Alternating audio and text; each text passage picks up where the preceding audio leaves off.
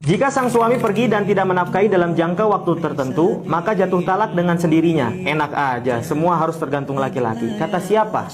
Ini aturan dari mana? Kalaupun mau cari di dalam aturan agama, nggak ada juga. Ya, mau nyari aturan resmi, apalagi? Nggak ada. Ya, jadi tidak bisa ya jatuh talak secara otomatis ketika suami tidak memberikan nafkah dalam jangka waktu tertentu. Jadi teman-teman harus paham nih, bahwasanya ada 3 penyebab putusnya perkawinan. Yang pertama kematian, udah jelas, nanti jatuhnya jadi cerai mati. Yang kedua adalah perceraian. Nah, perceraian ini bisa jadi karena talak atau khulu. Ya, kemudian yang ketiga adalah putusan pengadilan. Sekarang kita lihat, ya. Nah, pernikahan ini adalah mitsaqon ghalidho, ya, ikatan yang sangat kuat, makanya diresmikan. Ya, ketika seseorang tidak memberikan nafkah, itu adalah penyelewengan kewajibannya. Tidak ada hubungannya dengan ikatan pernikahannya. Sama seperti contoh misalkan, seorang istri tidak melaksanakan kewajibannya sebagai istri dengan melayani suaminya.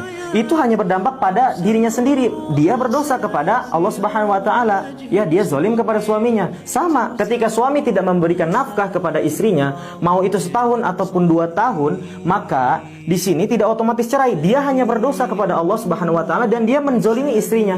Dan pernikahannya itu tidak berpengaruh apa-apa, tidak otomatis talak, tidak otomatis cerai. Maka hati-hati ya mengajukan statement seperti ini, karena akan berdampak luas bagi orang yang membaca kemudian dia menikah lagi ya di saat suaminya tidak memberikan nafkah dalam jangka waktu tertentu, padahal masih sah jadi suami orang lain. Maka pernikahan dia setelahnya tidak sah juga, hubungannya menjadi hubungan zina. Maka konsekuensi dari kalimat ini cukup besar juga.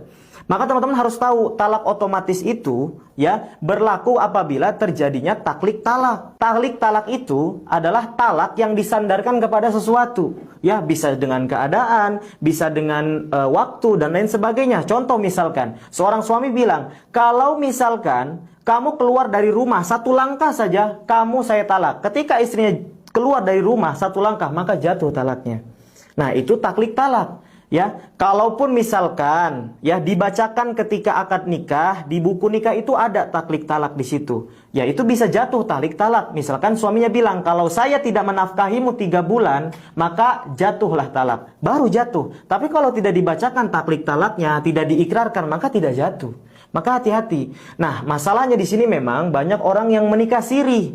Jadi nggak bisa tuh si perempuan suaminya udah nggak ngasih nafkah setahun 2 tahun, ninggalin begitu aja nggak ada kabar.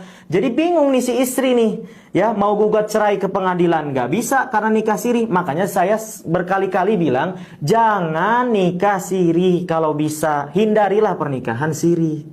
Ya, nah maka solusinya apa? Teman-teman bisa cek di video saya yang lainnya.